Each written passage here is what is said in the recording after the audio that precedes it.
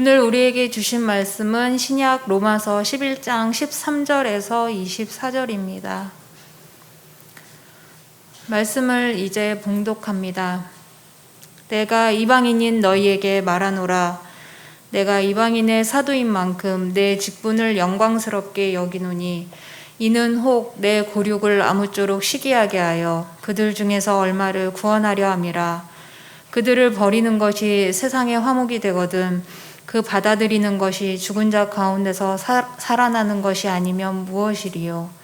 제사하는 처음 익은 곡식가루가 거룩한즉 떡덩이도 그러하고 뿌리가 거룩한즉 가지도 그러하니라.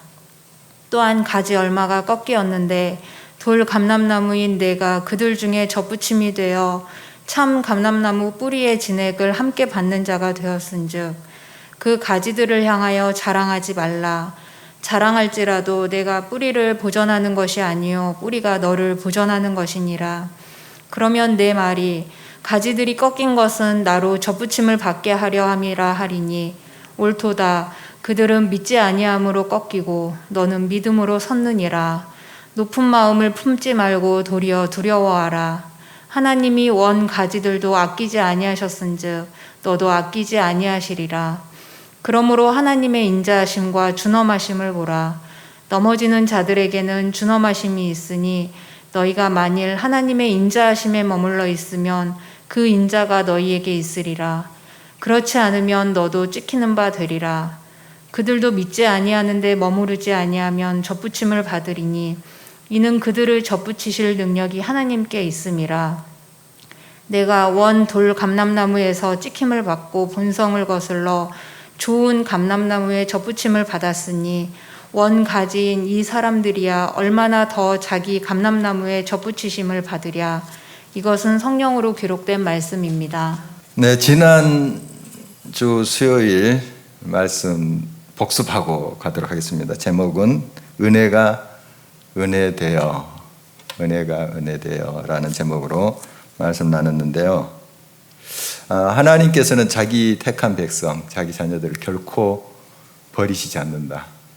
끝까지 하나님 붙잡으신다 하는 겁니다. 물론 이제 그 죄를 지었을 때는 징계하시지만 아주 버리시지는 않아요. 다시 싸매시고 또 회복시키시고 하세요. 그런데 제일 좋은 것은 매 맞지 않고 자라는 거. 그게 제일 좋은 거죠. 그런데 그 다음에 좋은 것은 매 맞고 깨우쳐서 돌이키는 거. 제일 나쁜 것은 매 맞아도 그냥 끝까지 고집 피워서 잘못된 길로 가는 것이겠죠. 어떻든 하나님은 자기의 백성들을 사랑하십니다. 하나님의 본심은 사랑이에요. 사랑. 그래서 끝까지 버리시지 않는다. 그리고 우리의 구원은 우리의 행위로 된 것이 아닙니다. 우리가 아무리 노력을 해도 또 착한 일을 해도 그거 가지고 구원받는 것이 아니에요. 하나님의 은혜로 되는 거예요. 하나님이 그저 주시는 선물이에요. 선물. 그러니까 이것을 깨달아야 돼요. 그러니까 은혜가 은혜 되기 위해서는 우리가 행위로 구원을 받는다 하는 그런 우리의 잘못된 생각을 버려야 됩니다. 하나님이 그저 우리들에게 주신 선물이에요. 구원은. 그래서 우리의 믿음조차도 우리의 공덕이라고 이렇게 생각하는 경우가 있어요. 내가 믿었기 때문에 구원받은 거야. 그거 틀렸어요. 그게 아니에요. 우리가 믿음으로 구원받는다, 믿음으로 의롭게 된다 하는 것은 하나님의 은혜로 된 건데 믿음을 통하여 된 것이에요. 그래서 에베소서 2장 8절 말씀을 보면은 아주 정확하게 영어 성경 보면 더 이해하기 쉽게 나왔는데요. 보면 은혜로 구원을 받는다. 그리고 믿음을 통하여서 받는다. 그러니까 아무리 우리가 믿음이 있어도 하나님께서 구원을 주시지 않으면 우리가 구원 받을 수 없어요. 우리가 아무리 큰 그릇을 준비하고 밖에다 내놔도 비가 안 오면 한 방울도 빗물 담을 수 없어요. 굉장한 그릇을 밖에 내놔도. 하나님께서 은혜를 주셔야지 우리가 받는 거예요. 하나님께서 은혜를 주시지 않으면 우리의 아무리 뭐 믿습니다, 뭐 대단한 믿음을 드려도 소용없는 거예요. 그래서 우리의 구원은 하나님의 전적인 은혜다 하는 거 다시 한번 기억해야 됩니다. 그래서 내가 받을 수 있는 그런 조건도 아닌데 또 뭔가를 해서 구원을 받았다 하면 좀 자랑할 것이 있지 않겠어요? 내가 이만큼 믿었고 이만큼 헌신했고 이만큼 착한 일을 했기 때문에 얻은 거야 하고 자랑할 것이 있는데 자랑할 게 없어요. 왜냐하면 우리의 어떤 의로 된 것이 아니거든요. 이 구원이라는 게 하나님의 전적인 은혜, 전적이란 말 아시죠? 100%. 완전히 하나님의 은혜예요. 그러니까 내가 노력해서 된다면 뭔가 좀 착한 일도 쌓고 공덕을 쌓고 해가지고 구원을 받아서 좀 자랑도 하고 할 텐데 그런 게 아니거든요. 그래서 정말 그 구원받을 수 없는 나를 하나님께서 택하셨고 내가 무엇이간데 나를 아들로 딸로 삼아주셨다. 이걸 진짜 깨달아야 돼요. 깨닫는 사람은 하나님 말씀대로 살아요. 억지가 아니고. 봉사도 그런 거예요. 봉사도 억지가 아니고 그냥 나 같은 죄인을 살리셨다.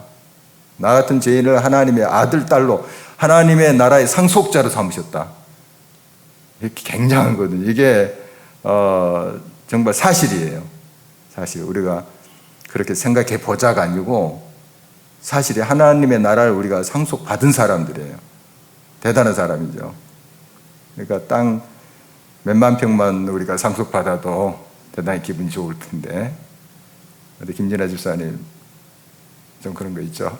조금 굉장히 기분 좋을 텐데 좋을 것 같아요. 저도 몇만 평 이렇게 상속받으면. 그런데 천국, 하늘나라 그걸 내가 상속받았대요.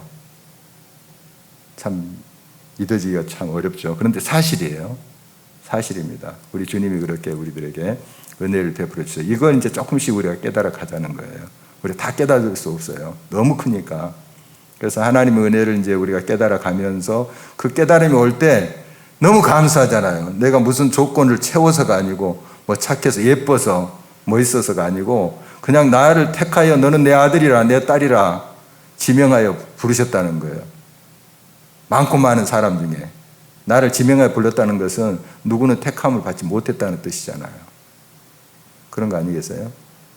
나를 택하였다는 건. 내가 뭔데, 뭐가 잘났는데 하나님의 아들, 딸, 천국의 상속자로 삼으셨나. 도저히 이해가 안 되잖아요. 그런데 그 은혜를 내가 이제 깨닫고 이렇게 하나님 앞에 또 가까이 나갈 때 너무 감사하잖아요. 그래서 감사해서 봉사도 하고 감사해서 사랑도 하고 하나님 말씀 지키는 거예요. 그게 바른 신앙이에요. 내가 뭔가를 열심히 봉사했기 때문에 하나님이 기분 좋으셔가지고 구원도 주시고 뭐 복도 주시고 그럴 거야. 이건 기독교가 아니에요. 그건 다른 종교 믿는 사람들이 뭔가 공양을 쌓고 뭐 빌고 해가지고 얻어내는 거지. 그건 기독교 아니에요. 기독교는 그저 하나님께서 우리들이 은혜로 구원을 주셨어요. 그냥 선택해서 하나님께서 선택해서 너는 내 아들이야, 내 딸이야. 여러분이 선택해서 여러분의 부모의 아들, 딸이 되셨나요? 태어나 보니까 그 집에 태어났죠. 정말 신비해요. 그냥 하나님께서 우리를 그렇게 택하셨다는 거예요. 택하셨습니다. 그러니까 우리가 이 자리에 앉아 있는 건 대단한 사건입니다. 놀라운 일이에요. 택함을 받았다는 거예요. 하나님의 자녀로. 이것을 여러분이 이제 기도하시면서 말씀을 묵상하시면서 깨달아 가시게 되는 거죠. 그러면 야 진짜 감사하구나. 그래서 좀 밀턴 같은 사람도 나 같은 죄인 살리시 그 은혜 놀라워 하고 노랫말 쓰잖아요. 시를 쓰잖아요. 정말 노예 상인이고 이렇게 악랄했던 사람인데 정말 나 같은 죄인인데 버려지만도 못한 죄인인데 하나님께서 내가 뭐가 이뻐서 뭐가 좋아서 택하셨나. 그러니까 그 은혜 놀라워 하고 노래하잖아요. 이 어메이징 그레이스는 예수 믿지 않는 사람도 많이 부르더라고요. 하여간 대단한 노래죠. 어메이징. 아주 어메이징한 거, 놀라운 그런 은혜죠. 하나님의 은혜를 우리가 깨달아야 할 때 그 은혜에 감사하면서 이제 우리가 사는 겁니다. 그리고 감사하면서 봉사도. 그런 봉사가 기쁨이 있는 거죠. 그렇게 교회 봉사를 해야 되는 거예요. 하나님께 나아가는 우리의 삶이 돼야 되는 거죠. 그게 바로 은혜가 되는 삶의 모습이라고 볼 수가 있겠습니다. 오늘은 이제 계속해서 지금 유대인들의 구원에 대해서 바울이 이야기하잖아요. 유대인들 구원. 바울은 이방인의 이제 사도로 부름을 받았다 자기가 고백해. 오늘 본문에도 또 같은 내용이 나오는데 나는 이방인의 사도로 부름받는 걸 굉장히 자랑스러워한다 하면서 지금 로마에 있는 성도들에게 편지해요. 로마서 보고 있죠, 우리가. 그 로마에 있는 성도들은 그곳에 이제 유대인들도 같이 섞여져 있습니다. 유대인들이 각 지역에 이제 흩어져서 살았기 때문에 유대인도 있고 또 이방 사람들도 교회 안에 들어왔어요. 지금 이제 한 3차 정도 여행하는 그 즈음인데 이때쯤은 복음이 곳곳에 전파됐어요. 많이 전파됐어요. 바울만 전하는 게 아니고 여러 사도들, 주의 종들이 막 흩어져서 막 열심히 순교도 당하면서 복음을 전파했거든요. 그래서 곳곳에 그 당시에 로마 제국 곳곳에 복음이 증거돼서 교회들이 많이 생겨났어요. 교회라 하면 가정교회. 지금 우리 이렇게 교회처럼 이제 십자가 달고 하는 교회가 아니고 가정에서 드리는 그런 공동체예요. 어떻든 이 로마에 있는 성도들 이방인들이 많겠죠. 이제 유대인들보다 이방인들. 이 로마 교회는 이 당시에 이제 바울이 로마에 있는 성도들에게 쓴 편지가 로마서잖아요. 이 로마에 있는 교회는 바울이 직접 세운 교회는 아니에요. 지금 이 편지를 쓸 때는 바울이 로마에 아직 안 갔어요. 나중에 가요. 나중에. 지금 아직 안 갔어요. 한 번도 로마에 안 갔는데 이 바울이 편지를 쓰고 있는 거예요. 어떤 소식을 들었냐 하면 보니까 오늘 이제 말씀의 내용을 쭉 보면 이 이방인들이 원래 아브라함 자손이 아니에요. 하나님의 백성이 아니에요. 이방인들은 구원받은 백성들이 아니에요. 그런데 이제 예수 믿고 구원받았잖아요. 그래서 할렐루야 하면서 이제 그 교회에서 가정교회겠죠. 로마에 있는 그 교회에서 막 그 기쁨으로 신앙생활을 하고 있었어요. 그런데 이제 어떤 이제 그 이야기가 쭉 돌아다니면은 그동안 유대인들은 할례, 유대인들이 되는 표, 할례를 받아야지 하나님 백성이다 하는 거 굳게 믿었어요.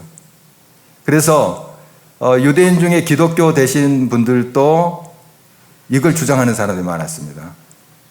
먼저 유대인이 돼야 된다. 아브라함의 자손이 돼야 된다. 아브라함 자손이 하나님 백성이니까.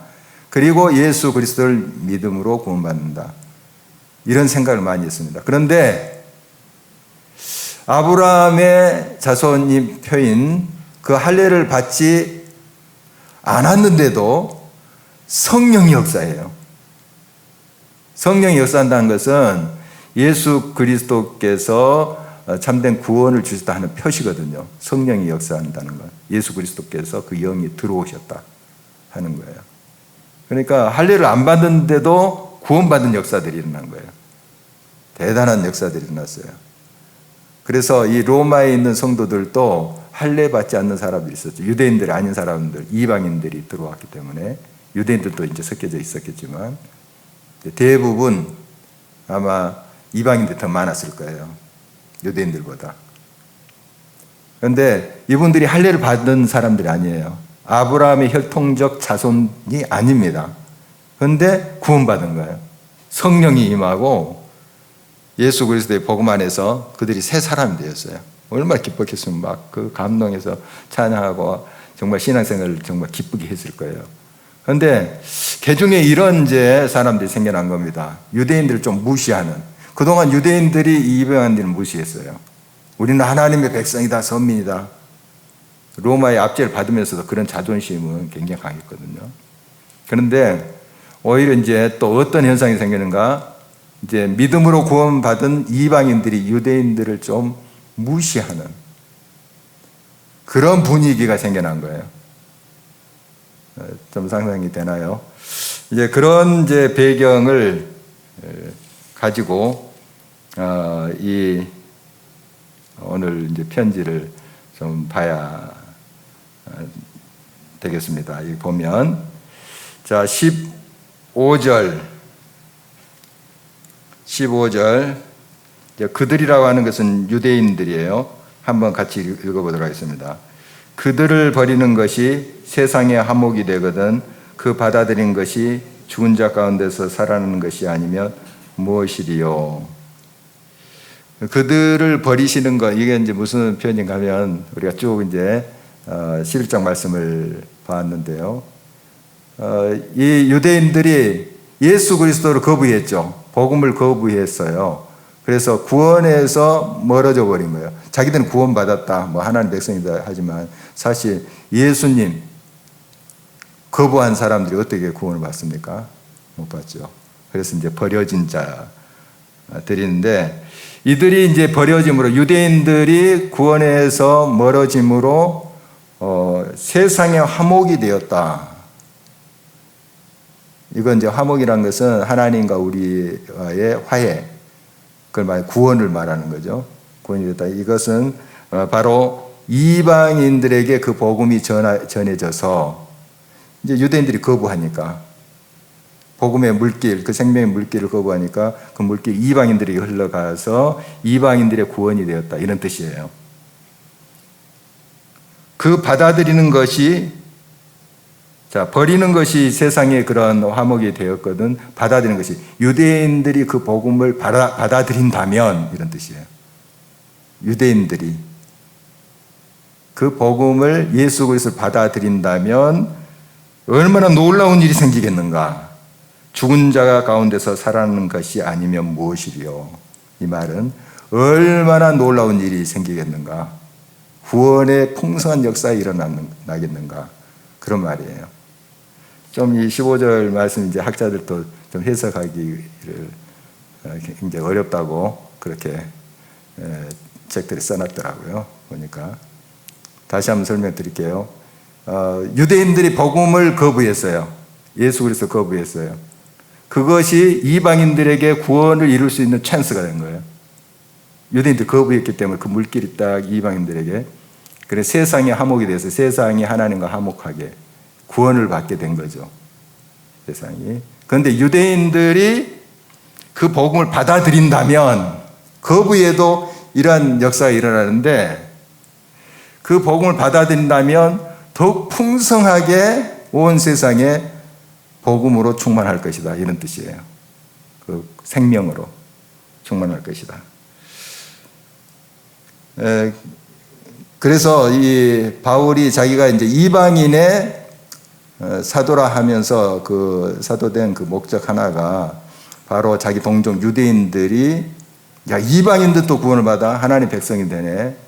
성령의 놀라운 역사를 경험하게 되네. 하면서 이제 시기한 좋은 시기죠.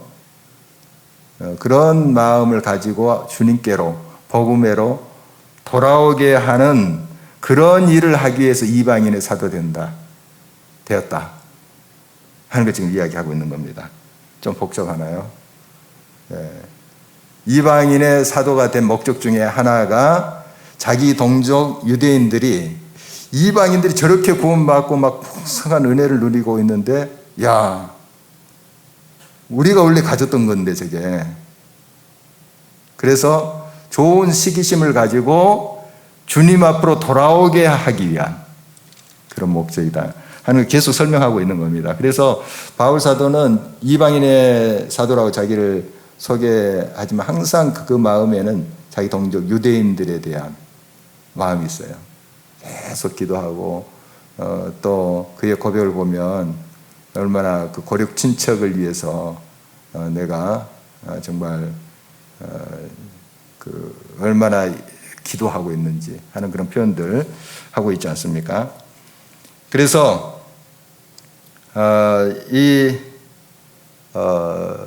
유대인들의 구원에 대한 그런 간절한 소망을 바울을 통해서 또 들어볼 수가 있습니다. 그 다음에 이제 계속 그 비유가 나오는데 17절 이하에 보면 감람나무 비유예요.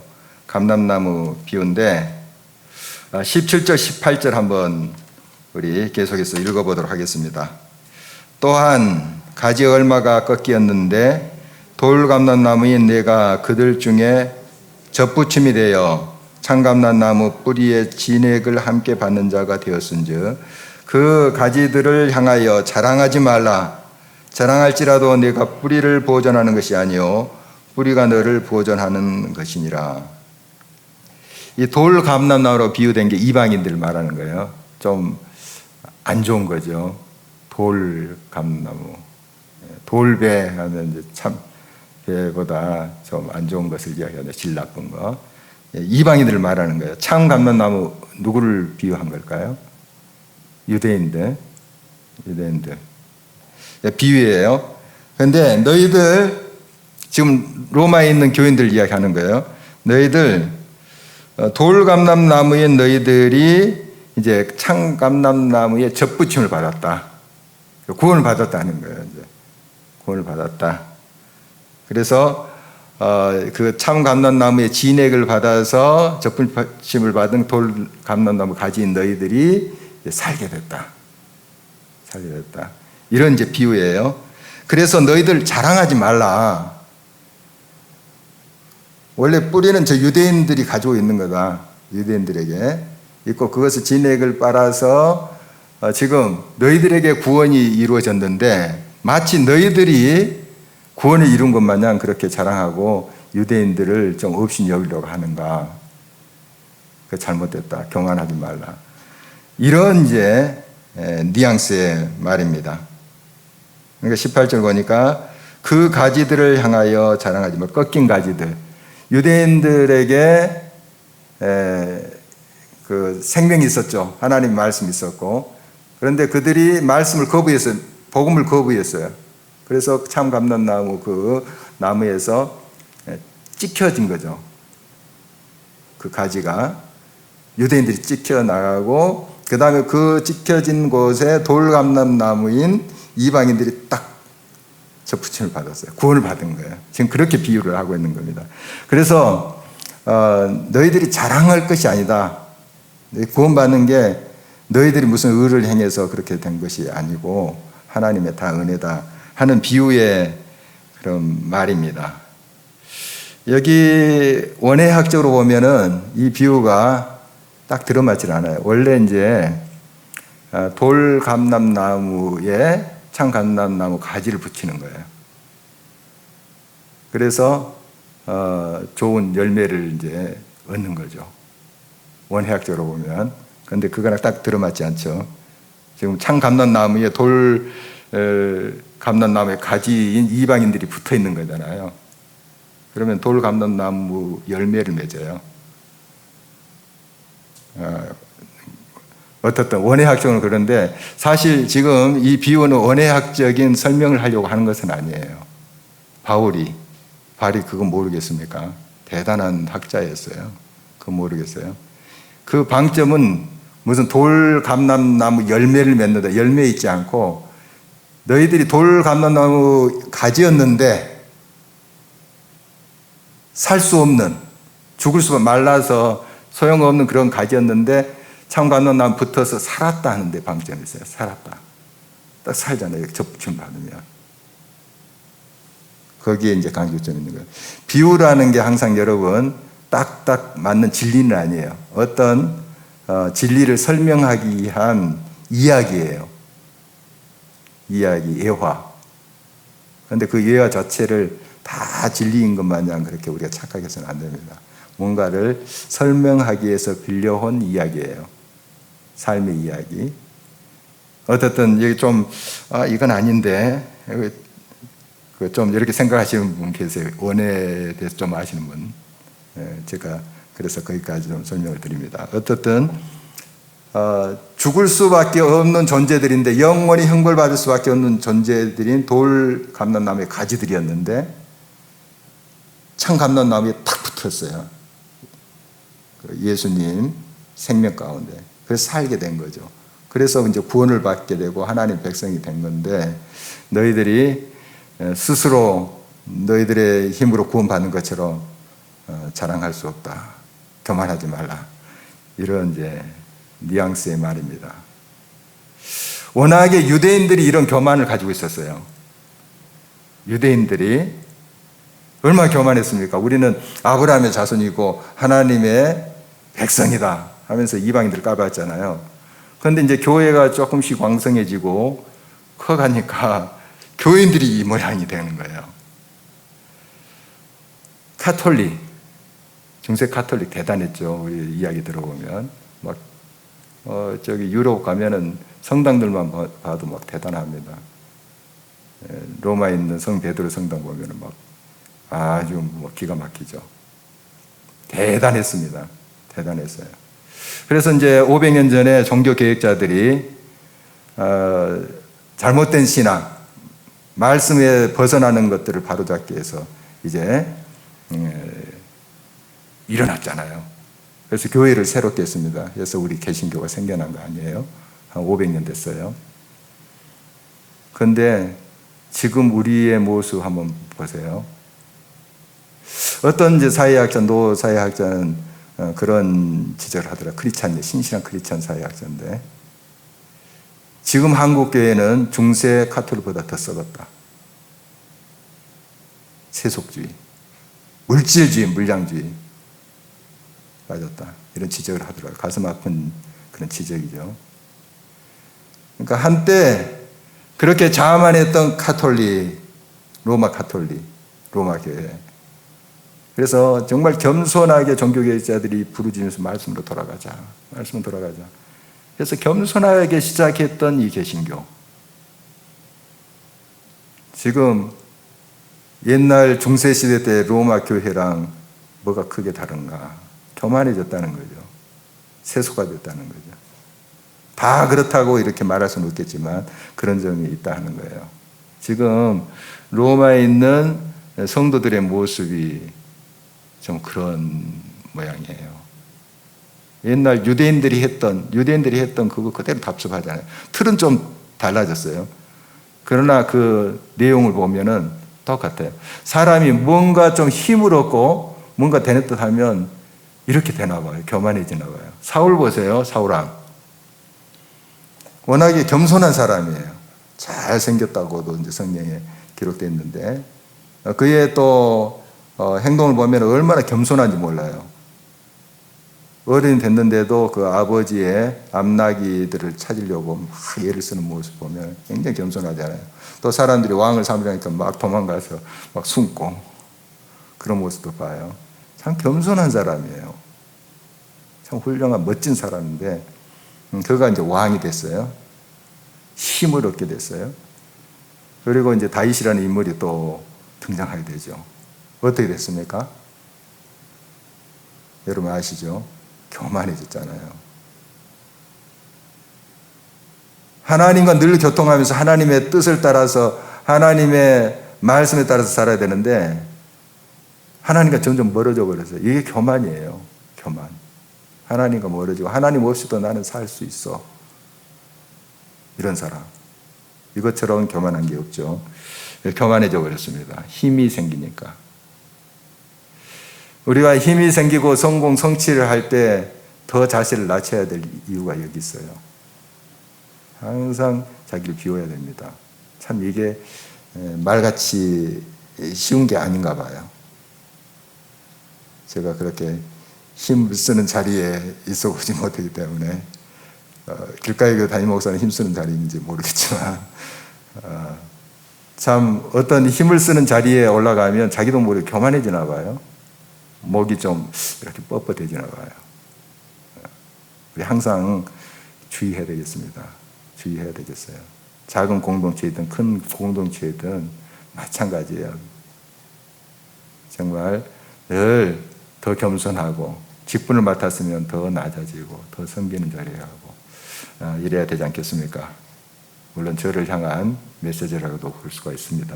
우리 모두가 그렇게 새기면서 가지 않으면 이 로마 교회 성도들 얼마나 순수하게 정말 그 어려운 그 로마 제국 시대에 복음을 받아들이고 예수를 믿게 됐어요. 그런데 조금 이제 뭔가 교회가 좀 왕성해지고 막 교회가 이곳저곳 이제 가정교회가 생겨나고 하지 않았겠어요? 힘을 얻다 보니까 뭔가 좀 유대인들에 대해서 좀 교만한 마음이 생긴 것으로 봅니다. 그러니까 자랑하지 말라. 그 가지들을, 꺾인 가지들, 유대인들, 참 감람나무에서 꺾인 그 가지들 향해서 자랑하지 말라. 자랑할지언 내가 뿌리를 보존하는 것이야. 뿌리가 너를 보존한 것이야. 뿌리가 있기 때문에 너가 그 접붙여서 지금 살아있는 거지. 내가 뭐 잘나서 그렇게 구원받았다고 하지 말라. 이렇게 좀 바울 사도가 좀 직언을 하고 있습니다.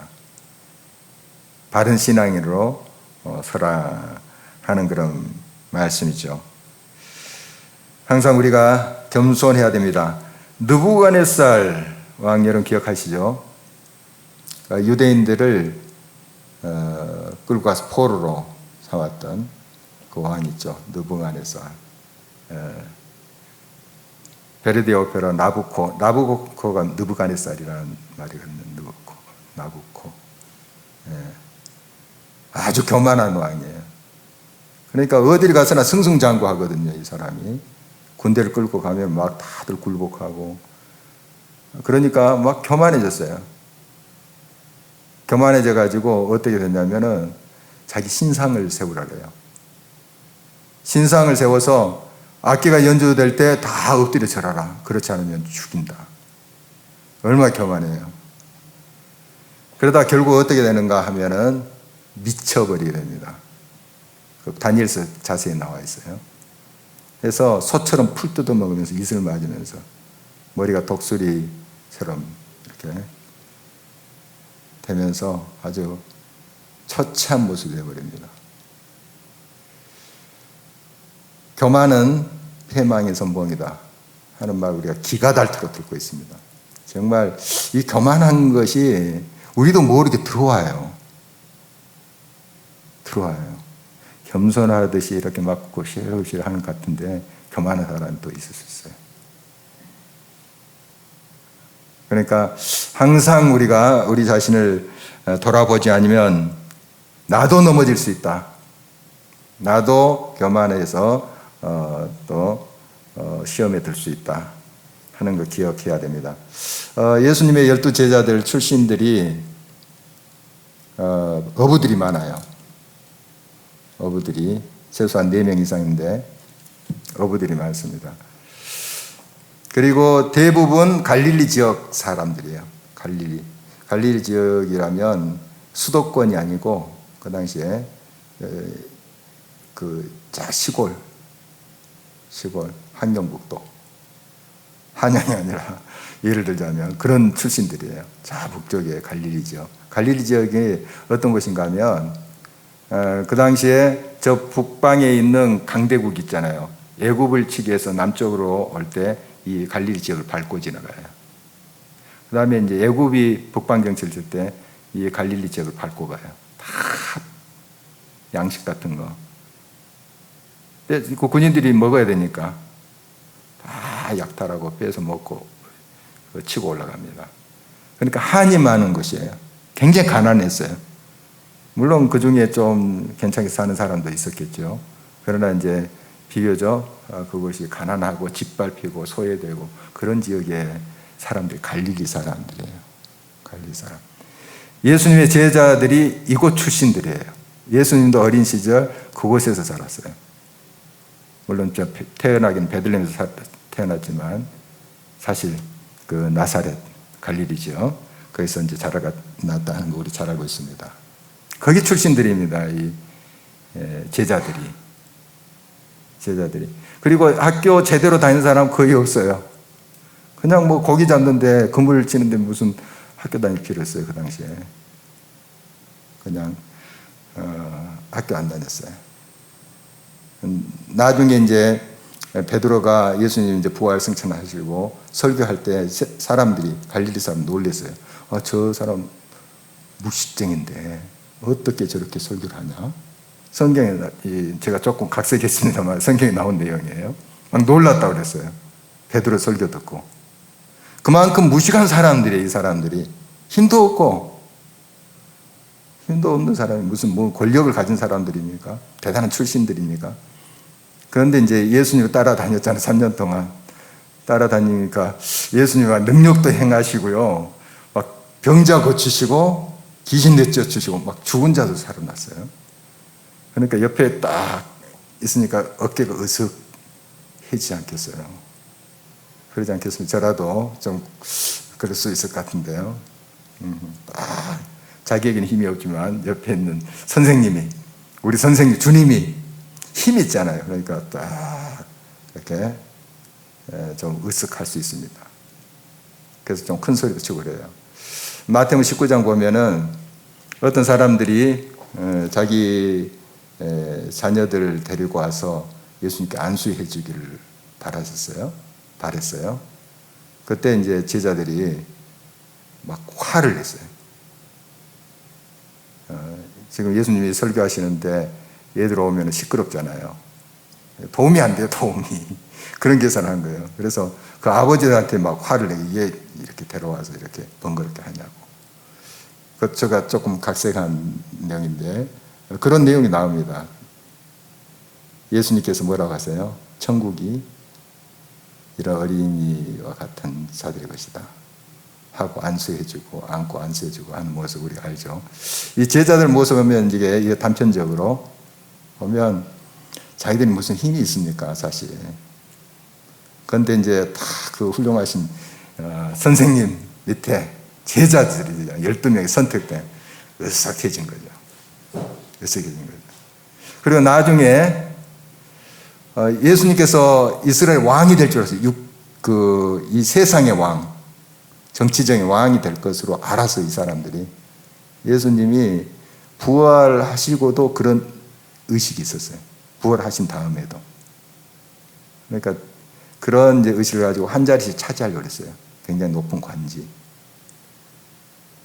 이런 것을 보면은 참 겸손할 수밖에 없는 그런 출신들인데 또 그런 자리에서 교만해질 수 있구나. 그런 생각을 교만한 생각을 품을 수 있구나 하는 그런 생각을 해봅니다. 그러니까 교만은 우리 가까이에 있습니다. 항상 크든 작든 이렇게 힘이 들어오면 뭔가 그것을 행사하려고 그래요. 그럼 또 힘을 또 써보려고 하는 것이 우리의 모습이지 않는가 하는 것입니다. 이 로마에 있는 교회 성도들의 모습을 보면서 다시 한번 우리가 말씀을 좀 생각해 봤습니다. 돌, 감람나무, 가지 같은 정말 보잘것없는 자들이었어요.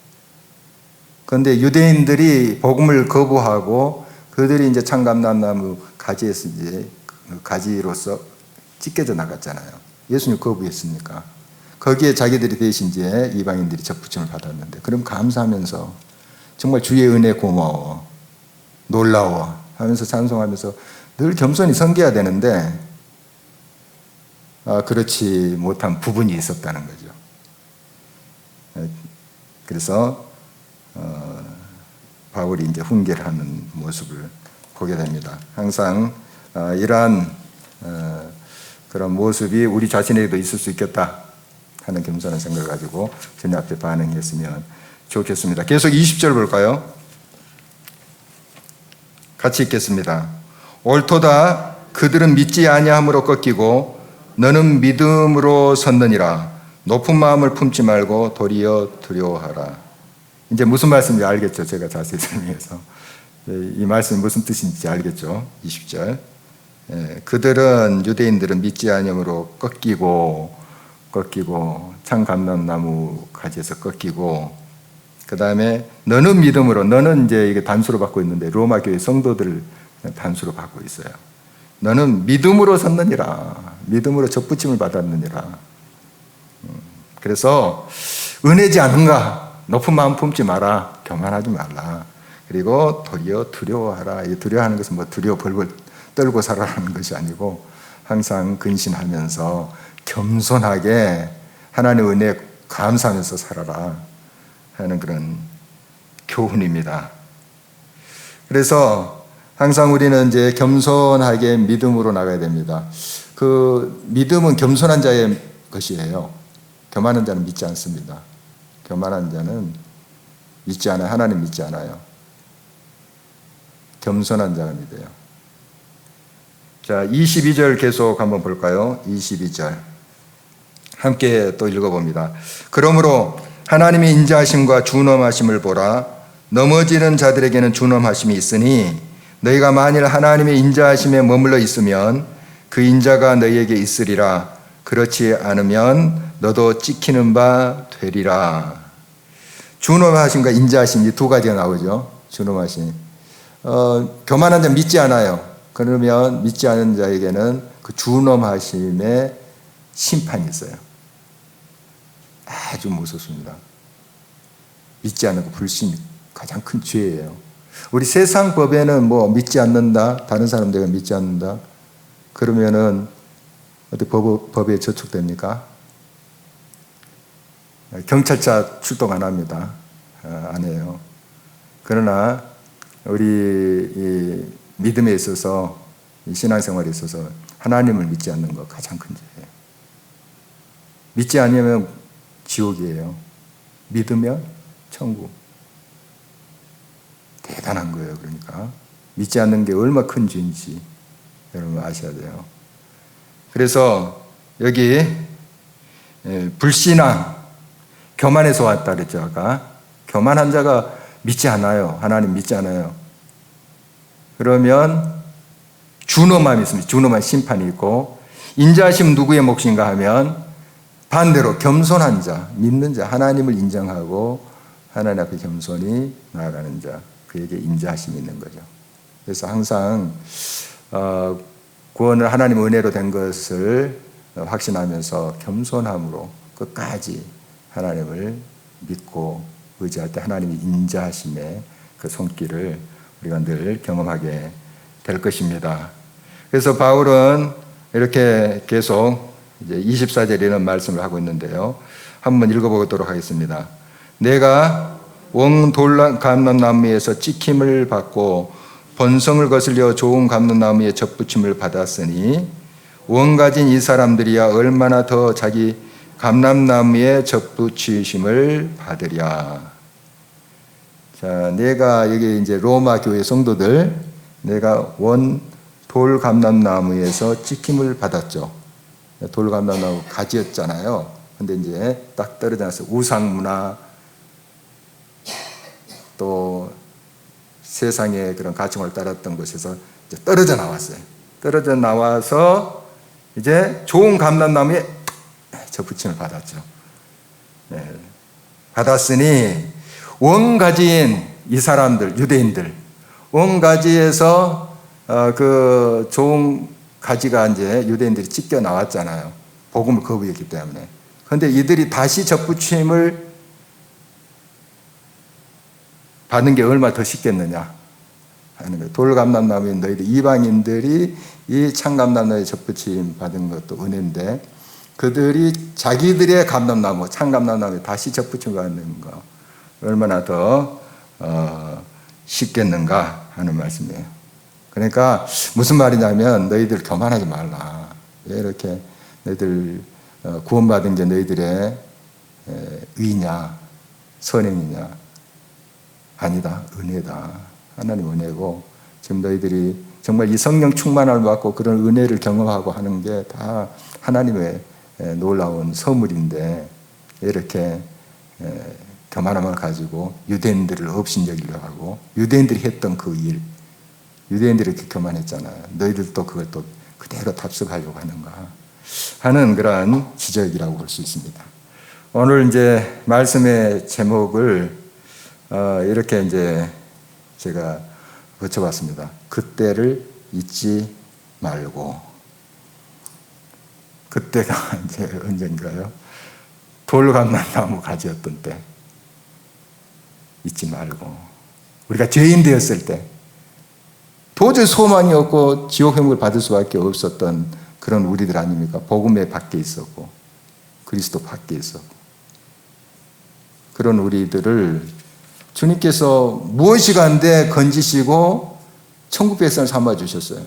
감사하면서 살 뿐이죠. 우리가 은혜를 받고 또 뭐 성령의 은사를 경험할 수 있고 나를 통해서 굉장한 일이 일어날 수도 있잖아요.